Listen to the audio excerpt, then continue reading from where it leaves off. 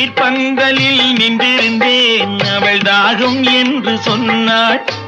நான் தண்ணீர் பந்தலில் நின்றிருந்தேன், அவள் தாகம் என்று